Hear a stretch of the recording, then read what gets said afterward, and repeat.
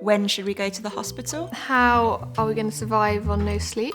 What if I have a colicky baby? What do I do with that? Does the baby know what to do immediately? Do I know what to do immediately? When to call the midwife, when to come to the hospital. Am I going to lose the plot? Are you going to faint?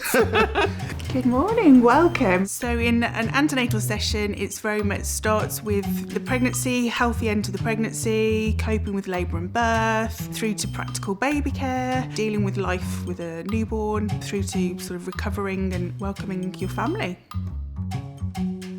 In terms of covering labour and birth, it's really layering that approach. So starting with an overview of straightforward vaginal birth, and then thinking about how we might cope when labour isn't as straightforward. So perhaps looking at options around inducing a pregnancy, babies that need to be born by caesarean, or if a woman's choosing to give birth by caesarean, and the ongoing support so that maybe as they're making these decisions going forward, they've got people to bounce those ideas off that had that shared experience of that journey to having their baby.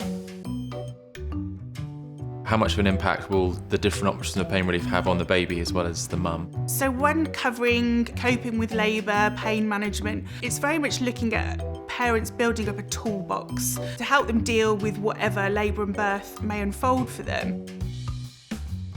It'd be interesting to know the benefits between, or the comparison between breastfeeding and formula feeding. Yeah. We know so many women and their partners want to try and breastfeed their baby, but we know that there can be lots of anxieties or challenges, and it's really about giving everyone the best start so that they can have a successful feeding journey. However you choose to feed your baby, that could be breastfeeding, mixed feeding, formula feeding, and letting parents know where they would access that support once their baby arrives.